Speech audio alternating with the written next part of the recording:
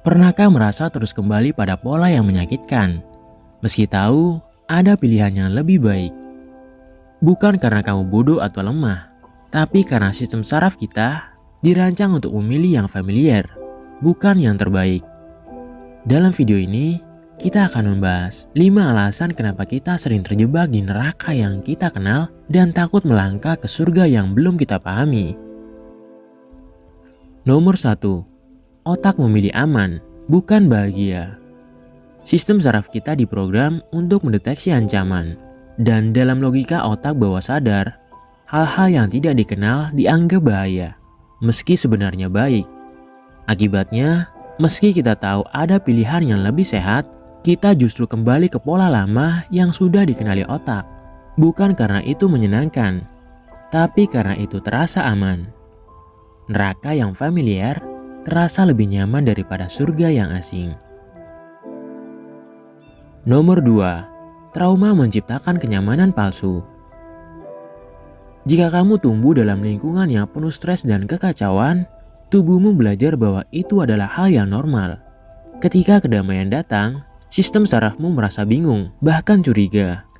Akhirnya, kamu mencari kembali pola-pola penuh drama atau luka, karena itulah yang membuat sistemmu tenang. Ini bukan pilihan sadar, tapi reaksi otomatis. Trauma bisa membuatmu nyaman dalam ketidaknyamanan.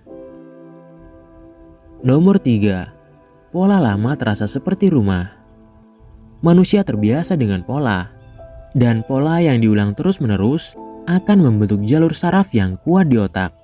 Hubungan toksik, sabotase diri, kecemasan berulang, semua bisa jadi rumah yang tak sehat tapi familiar.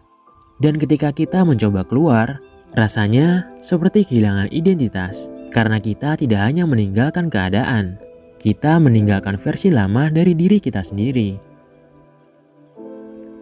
Nomor 4. Perubahan butuh rasa tidak nyaman.